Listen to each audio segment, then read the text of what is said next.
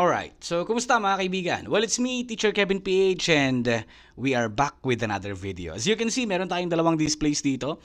Meron tayong dalawang images. And if you will guess, dalawang operating systems yan. No? Same edition, Windows 10, pero magkaiba lang ng version, kumbaga. Yung una, ito, yung Windows 10 Pro version. Regular OS. Pangalawa naman, Windows 10 Ghost Spectre Modified Operating System. Pero Windows 10 Edition lang din siya. Ngayon, pag-uusapan natin mga kaibigan, kung ano nga ba yung pinagkaiba ng regular Windows 10 ISO file or installer versus yung mga modified operating systems na meron tayo. Ang dami nating mga modified operating systems, no? Meron tayong Ghost Spectre, meron tayong Windows 10 Operating Light OS, meron din tayong Tiny 11 at marami pang iba. Basta kapag tinawag natin yan na light edition, light version or super light version, modified po yan na operating system made for low spec computers. Pero marami pa rin ang mga high-end users na gumagamit ng mga light OS. Bakit? Malalaman nyo yan sa video ito. Magsimula muna tayo mga kaibigan sa Windows 10 Super Light version. Again, just like what I've said, ang daming mga versions ng Windows 10 Light OS. Merong mga Ghost Spectre, Operating Light OS, and more. So, dito, ipapakita lang natin yung mga advantages and disadvantages. Kapag Super Light version kasi or Light OS, katulad ng nasabi ko kanina, it's good for low spec computers. Low spec computers, no? Yung mga hindi ganoon kataasan ng specs, yung super bagal. So, bali, ang combination kasi para mapa-speed up ang inyong low-spec computer is to upgrade into SSD and at the same time install a light version of operating system. Mas magaan. Low space usage, no? Low RAM usage din ang mga ganitong operating system. So, goods na goods siya para sa mga low-spec computers. Okay? That is the main advantage. Ang disadvantage naman kapag light OS yung gamit natin, syempre since it is modified, may mga features na wala. Katulad sa Windows 10 Ghost Spectre, maraming mga default settings sa regular Windows 10 installer na wala dito sa Ghost Spectre, na naka-turn off na siya automatically. Okay? Isa pa na disadvantage na nakita ko dito is yung pag-update ng drivers. Pwede naman. Sa Spectre, sa Operating Light OS, I think hindi siya basta-basta mag-update ng drivers. Kailangan mo siyang gawin or i-modify muna yung policies sa pag-update ng mga pag-update ng system or ng drivers. And ang napansin ko pa dito mga kaibigan is in terms of printers, hindi natin to pwedeng i-install sa mga regular clients natin. Ang super light version po is definitely designed for personal use only. Kung i-distribute natin ito, i-install natin sa mga offices, it will not be good. No? Hindi siya maganda kung sakali. Maraming mga problema. Baka mamaya babalik-balikan lang natin. Alright. Hindi naman problema, no? Kasi after all, kapag pinili mo ang super light, dapat ready ka na maraming mga wala dyan at maraming mga features na kulang.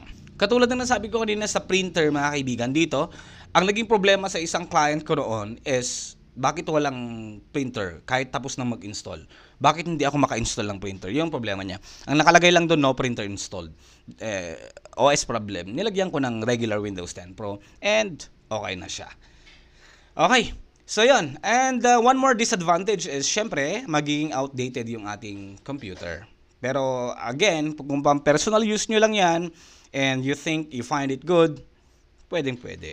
Pero not for company use, not for office use, not recommended. Para sa akin lang yan, at least for me. Alright?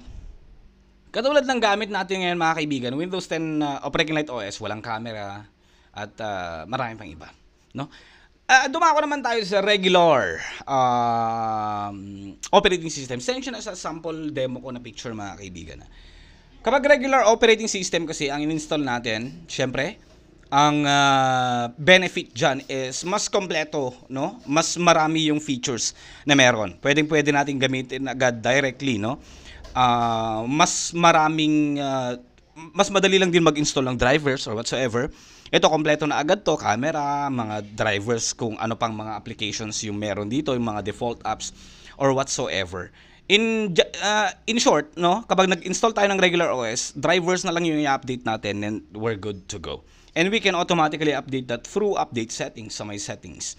No. So, walang masyadong maraming problema dito. Ang disadvantage lang nito, mga kaibigan, is malaki yung kinakain niyang space sa ating hard drive, same as true sa RAM, no? Sa RAM usage.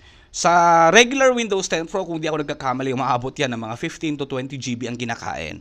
So,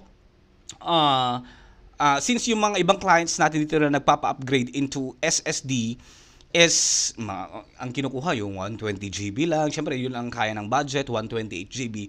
Malaki ang kakainin ng regular Windows 10 Pro doon, o ng regular Windows 10 OS sa SSD natin.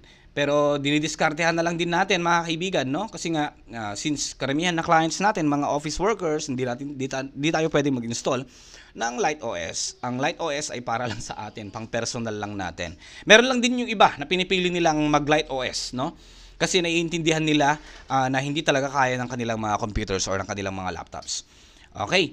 Pero sa ngayon, ang ini-install ko man kung sakali mang gusto ng client ng Light OS, yung Oprekin ang ini-install ko. Kasi Oprekin kahit pa paano walang sakit sa ulo, kailangan mo lang din i-download yung driver manually. Ang karaniwan naman na driver na pinapa-download nila is yung display driver, 'di ba? Sa graphics driver para lang makapag-connect siya into projector or into TV.